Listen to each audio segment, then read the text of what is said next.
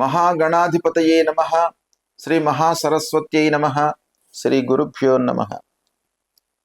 మీనరాశి వారికి డిసెంబర్ నెలలో 1వ తారీఖు నుండి 15వ తారీఖు వరకు గోచార ఫలితాలు ఎలా ఉన్నాయో తెలుసుకుందాం. ఈ పక్షంలో సూర్య భగవానుడు 9వ స్థానంలో సంచరిస్తున్నాడు, ప్రతికూలంగా ఉన్నాడు. కుజుడు కూడాను ప్రతికూలంగా ఉన్నాడు. బుధుడి యొక్క అనుకూలత ఉంది. గురువు 5వ తారీఖు వరకు 5వ స్థానంలో అనుకూలంగా సంచరిస్తున్నాడు. 5వ తారీఖున వక్రరీత్యా అర్ధాష్టమ స్థానంలోకి ప్రవేశిస్తున్నాడు. అంటే గురు భగవానుడి యొక్క ప్రతికూలత డిసెంబర్ 5 నుంచి ప్రారంభమవుతుంది. ఇక శుక్రుడు అనుకూలంగా ఉన్నాడు. శనీశ్వరుడు మీనరాశి వారికి జన్మస్థానం అవుతుంది. జన్మస్థానంలో శని, ఏల్నాటి శని ప్రభావం ఉంది. రాహువు ద్వాదశ స్థానంలో ఉన్నాడు. కేతువు మట్టుకు అనుకూలంగా ఉన్నాడు. ఈ విధంగా ఈ పక్షంలో గ్రహస్థితి ఉంది. అయితే ఓవరాల్గా మనం చూసినట్టయితే మీనరాశి వారికి పూర్వంతో పోల్చినట్టయితే కొంత అనుకూలత ఉన్నప్పటికీ ఓవరాల్గా మిశ్రమ ఫలితాలు ఎక్కువగా కనబడుతున్నాయి. ప్రధానమైనటువంటి గ్రహాలు సూర్యుడు, కుజుడు తాత్కాలిక ఫలితాలపై బాగా ప్రభావాన్ని చూపించేటువంటి గ్రహాలు ప్రతికూలంగా ఉన్నాయి. కాబట్టి మీకు ఉద్యోగస్తులకు ముఖ్యంగా ఆఫీసులో వర్క్ బర్డెన్ పెరిగే అవకాశాలు ఉన్నాయి.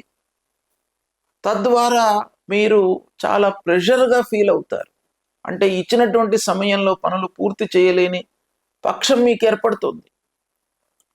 అలాంటి సమయం లోపల మీరు ఒక మానసికంగా ఇబ్బందికి గురయ్యేటువంటి అవకాశాలు ఉన్నాయి. కాబట్టి దాన్ని దృష్టిలో పెట్టుకొని మీరు పనిని ఏ సమయంలో పూర్తి చేయాలనో అదే సమయంలో పూర్తి చేయండి.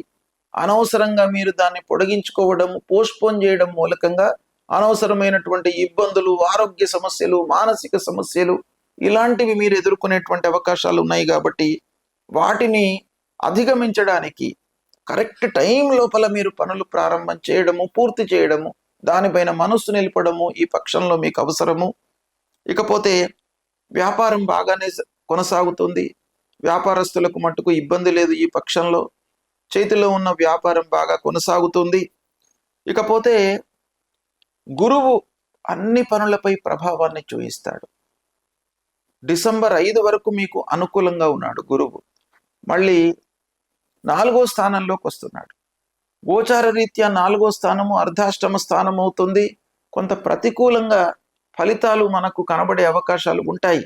అయితే మీనరాశి వారికి ప్రత్యేకంగా ఏంటంటే రాస్యాధిపతి గురువు అవుతాడు, దశమాధిపతి గురువు అవుతాడు. కాబట్టి ఈ 2 స్థానాలకు సంబంధించినటువంటి అధిపతి గురువు 4వ స్థానంలోకి వస్తున్నాడు. అంటే కేంద్ర స్థానంలోకి వస్తున్నాడు. చతుర్థ స్థానం గోచార రీత్యా ప్రతికూలమే అయినా కూడాను ఆ ప్రతికూలతను కొంత కాంపెన్సేట్ చేసేటువంటి అవకాశాలు ఉన్నాయి.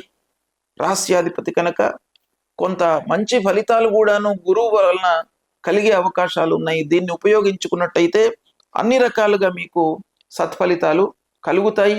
అయితే ఓవరాల్గా మీనరాశి వారికి ఈ పక్షంలో శని, రాహువు, గురువు, కుజుడు, సూర్యుడు ఇలా ఈ గ్రహాలు ప్రతికూలంగా ఉన్నాయి. కాబట్టి అన్నిటికీ ప్రాధాన్యమైనటువంటిది ఆరోగ్యం. కాబట్టి ఆరోగ్యాన్ని మీరు కాపాడుకోవడము ఈ పక్షంలో చాలా అవసరము. ఆది వ్యాధుల నుండి విముక్తులు కావాలి.